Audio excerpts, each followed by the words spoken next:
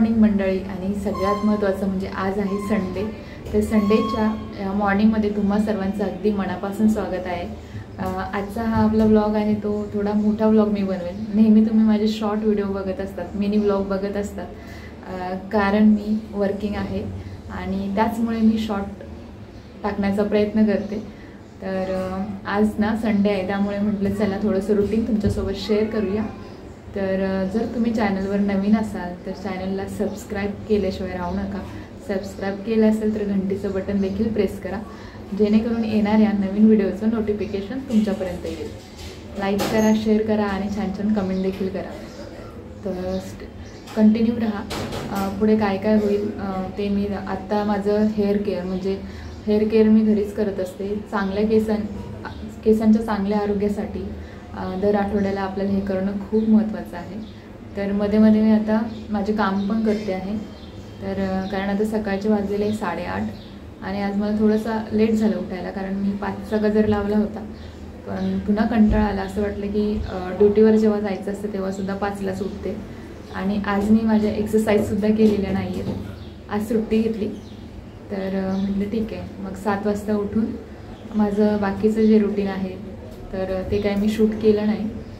तर आता मी स्वयंपाकसुद्धा करते आहे, कारण काय होतं आम्हाला जेवायला लवकर लागतं. आणि नाश्त्याचं काय बघूयात, कधी मी उपमा बनवते हलका फुलका किंवा मग पोहे असतात नाश्त्यामध्ये. त्यामुळे इझिली आणि बाकीच्या कामाला मला वेळ देता येईल, कारण मी घरी नसते.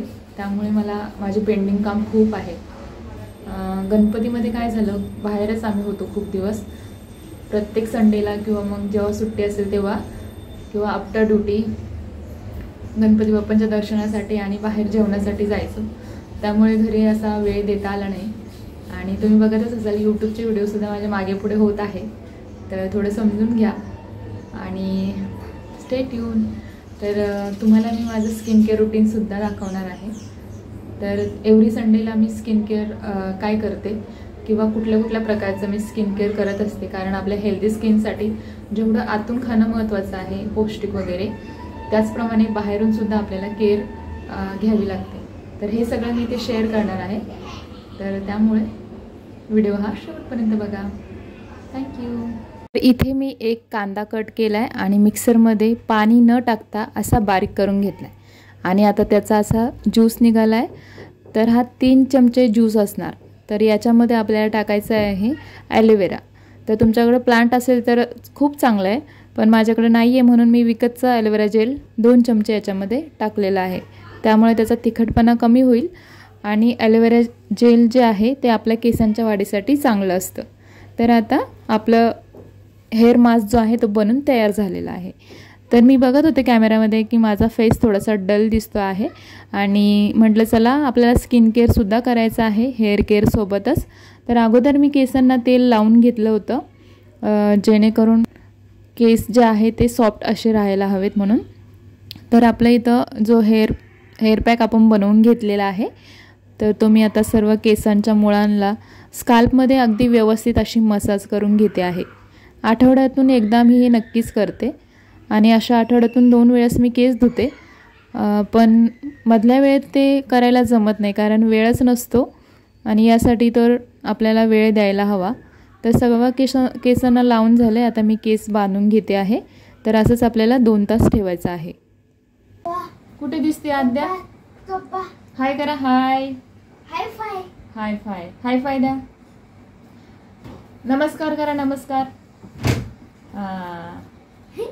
जय महाराष्ट्र. शुभ सकाळ. अजून गुड मॉर्निंग करा. Good morning. Good morning. असे गुड मॉर्निंग राहतं का? हां, ते असेच करते गुड मॉर्निंग.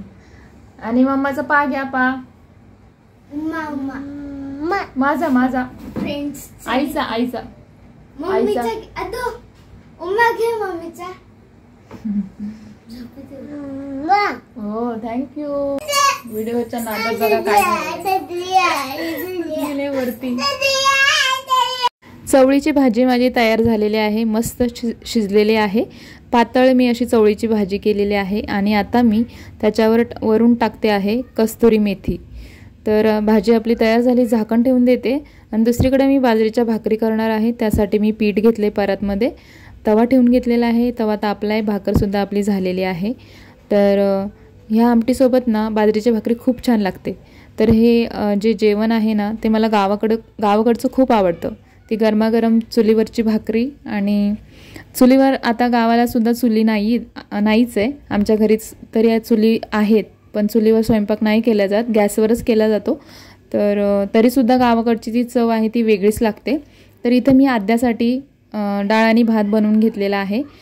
तर आता मी डाळीला फोडणी देते. तर डाळ मी फिकीच ठेवणार आहे, फक्त त्याच्यामध्ये मी मोहरी आणि जिरं टाकणार आहे आणि अशीच फोडणी घालणार आहे. तिला अशी डाळ खूप आवडते. थोडीशी फिकी ठेवली की मग ती डाळ आणि भात खूप आवडीने खाते. तर बघू शकता आपली जी डाळ आहे, जेवढं कन्सिस्टन्सी हवी मला त्याप्रमाणे मी बनवून घेतली इथे. तर डाळ आता शिजेल इकडं. त्याच्यामध्ये थोडंसं हिंग टाकलं, तूर डाळ आहे त्याच्यामुळे, आणि थोडंसं चवीपुरतं मीठ टाकलं आहे. तर डाळ शिजते तोपर्यंत ना काही भांडे निघालेले आहेत. तर भांडे आता इथे घासून घेते. डाळ इकडे शिजते, तर आपले भांडेसुद्धा वॉश करून झालेलं आहे, जेणेकरून आपलं काम जे आहे ते पटापट उरकतं. भांडे घासून झालेले आहेत माझे. तर बघा 10:30 झालेले आहे. तर माझे सर्व काम आवरून झाले. सर्व नाही म्हणता ना, जेवणाचं तर आवरून झालेलं आहे. आणि आत्ता मला स्वतःसाठी वेळ देता येईल. घरात लहान मुलं असले ना बघा, आद्या ना खूप पसारा करते, खूप लिमिटच नाही आहे. किती आवरा तुम्ही, पण तुम्हाला कुठे ना कुठे काहीतरी भेटणारच. आणि जे भेटायचं ते तर भेटतच नाही. टीव्हीची रिमोट बघा, सगळं म्हणजे पसारा आहे, किती आवरणार. असू द्या, लहान मुलं ज्यांच्या घरी त्यांना सगळं समजू शकतात. सकाळी लवकर उठले ना, खरंच ज्या पॉझिटिव्ह एनर्जीने आपण काम करतो ना, ती एनर्जी नंतर नाही मिळत. मला तरी असं वाटतं, कारण मी स्वतः अनुभव घेतलेला आहे. बऱ्याच वेळा मी असं बोलते की चला रोज आपण ड्युटीवर जातो, लवकर उठतो, तर आता संडे आहे, थोडं रिलॅक्स उठूया. जेव्हा आपण घरच्यांच्या सोबत उठतो ना, तर तेव्हा खूप चिडचिड होते. मुलगा बोलेल मला भूक लागली, आई नाश्त्याला दे, दूध दे. मुलगी असते, लहान आहे ती, मिस्टर आहे, म्हणजे सगळ्यांचं एकाच वेळेला सर्वांची कामं येतात. तर त्यामुळे आपली पण चिडचिड होते. मग आणि असं वाटतं की आपण निवांत झोपूया, तर ते निवांत झोप नसते, मला तरी असं वाटतं. तेव्हापासून मी स्वतःला जरा सावरला याच्यातून, कारण मला स्वतःसाठी वेळ द्यायचा आहे. यूट्यूबवर जे मी ब्लॉग टाकते त्यासाठी मला वेळ द्यायचा आहे, पुढे जायचं आहे, अजून खूप मेहनत करायची आहे. कारण देवाने सगळ्यांसाठी सारखाच वेळ दिलेला आहे. बाकीचे लोक करू शकतात, मग आपण का नाही करू शकत, असं मला वाटतं. तर त्यामुळे मी थोडासा कमी आज लवकर उठायचा प्रयत्न केलेला आहे. आणि आता चला, तर मी स्किन केअर करणार आहे. तर स्किन केअरमध्ये मी केशर फेस पॅक आज लावणार आहे. तर याने खूप छान ग्लो येतो. प्रत्येक वेळी मी वेगवेगळं करते. आज म्हटलं चला आज घरचं न वापरता आपण मेडिकलमधूनच घेऊन येऊ. मी आधीच आणलेला होता तो, याचा मी आधी व्हिडिओ शूट केलेला आहे. तर तीच क्लिप मी ते ॲड करेन. आणि हे फेशियल रेझर, तर याने ना हेअर काढायचे असतात, आपल्या फेसवरती आलेले असतात, इथे आलेले असतात, आणि मग हे इकडे असतात.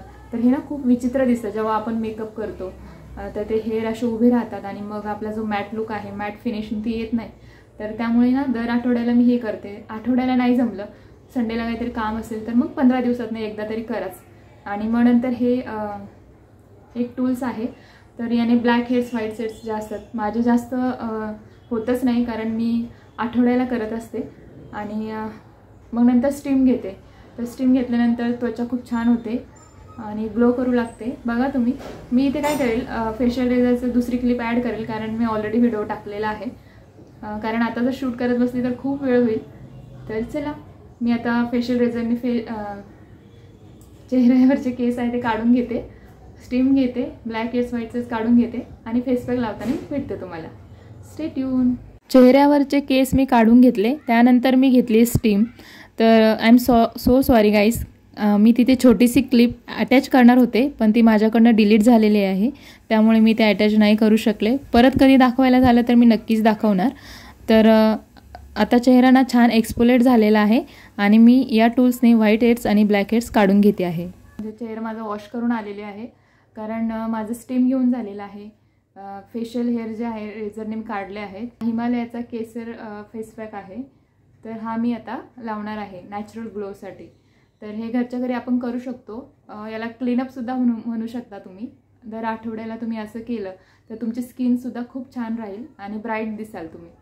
तर चला, तर आता हा चेहरा माझा थोडासा ओलाच आहे, जास्त सुकलेला नाही आहे. तर आपल्याला याला 15 ते 20 मिनिटच ठेवायचं आहे आणि त्यानंतर लगेच वॉश करून टाकायचं आहे. तर मी 15 ते 20 मिनिट ठेवणार आहे आणि मग नंतर मी आंघोळीला जाणार.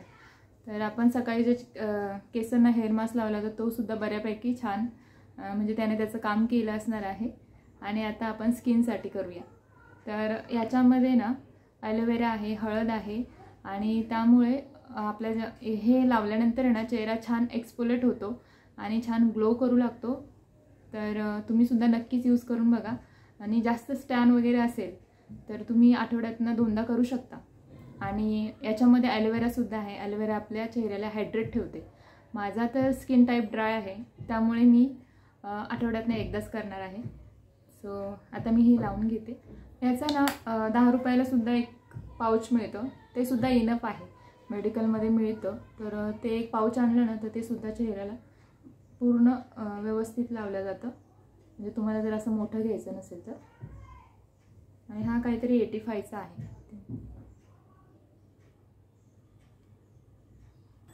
तर संपूर्ण चेहऱ्याला लावून झालेला आहे. 15 ते 20 मिनिट आपण असंच ठेवूया आणि मग नंतर मी तुम्हाला भेटते. Stay tune. तर आता माझी आंघोळ पण झालेली आहे आणि छान माझा फेस जो आहे तुम्ही बघू शकता. तर आता आंघोळ केल्याच्या नंतर आपण लगेचच चेहऱ्याला मॉइश्चरायझर लावायचं आहे, कारण आपण फेस पॅक लावला होता आणि तुम्ही बघू शकता त्यानंतर खूप छान असा ग्लो येतो. स्किन आपली छान ग्लो करते. आज जर एवढी छान ग्लो करत नसेल ना तर उद्या खूप छान असा रिझल्ट मिळेल तुम्हाला. तर आता आपण मॉइश्चरायझर लावून घेऊया. मॉइश्चरायझर आहे हे घेतले मी. तर हे माझ्या ड्राय स्किनसाठीच डॉक्टरांनी दिलेलं आहे. ते आता मी इथं अप्लाय करून घेते.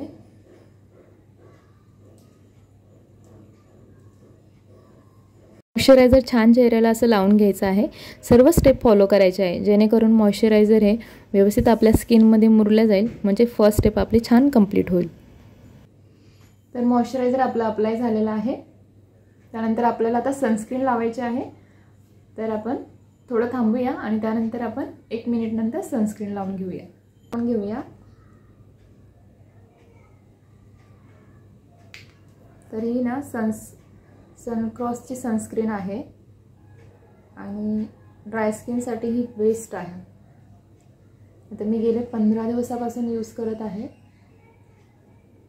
मस्त. सेकंड स्टेप आपली सनस्क्रीन आहे. जेव्हा केव्हा आपण घराबाहेर जाणार असेल किंवा मग तुम्ही घरातही राहत असाल तर डेली तुम्ही सनस्क्रीन लावायला विसरू नका. सनस्क्रीनसुद्धा खूप छान चांगल्या प्रकारे लावून घ्यायची आहे. तर सनस्क्रीनसुद्धा खूप छान अशी लावून झालेली आहे, बघू शकता तुम्ही. आणि हे आता तुम्हाला आता सध्या जरी तुम्हाला असं ऑइली वगैरे वाटत असेल तर आता हे थोड्या वेळाने स्किनमध्ये पूर्ण मर्ज होणार आहे, कारण या सगळ्या प्रोसेससाठी आपल्याला थोडासा वेळ द्यावा लागतो. जर तुम्ही जॉबला जाणार असेल लगेचच सनस्क्रीन लावल्यानंतर घराबाहेर जायचं असेल तर तुम्ही यावर कॉम्पॅक्ट पावडर लावू शकता. जसं की मी रोजच्या रुटीनमध्ये कॉम्पॅक्ट पावडर लावते त्याच्यावरती, जेणेकरून ते सेट होतं आणि आपला लुक आहे तो ऑइली दिसत नाही. पण सनस्क्रीन लावणं खूप गरजेचं आहे. तर आता मी ओठांना हायड्रेट करण्यासाठी मी लिप बाम लावून घेते. हिमालयाचा लिप बाम तो मी इथे लावून घेते.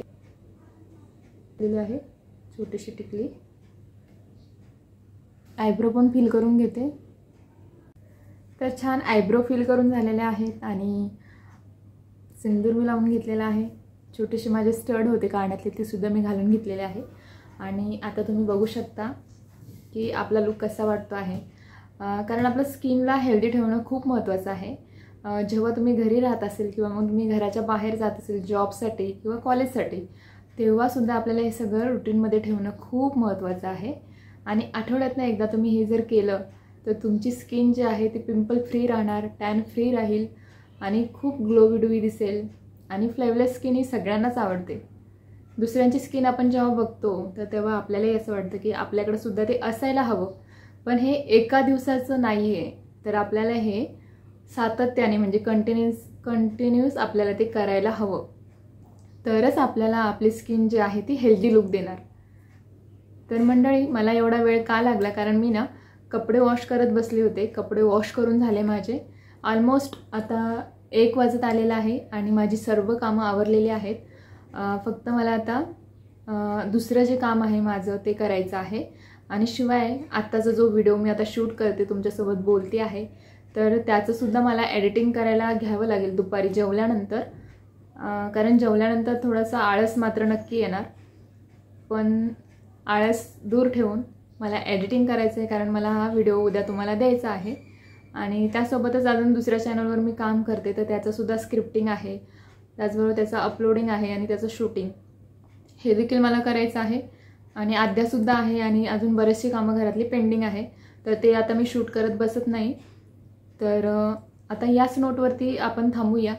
आणि जर तुम्हाला व्हिडिओ आवडत असेल, आमचे छोटे छोटे मिनी व्लॉग आवडत असेल, मी रोज आपल्या यूट्यूब चॅनलवर शेअर करत असते, तर तुम्ही नक्कीच आपल्या चॅनलला सबस्क्राईब करा.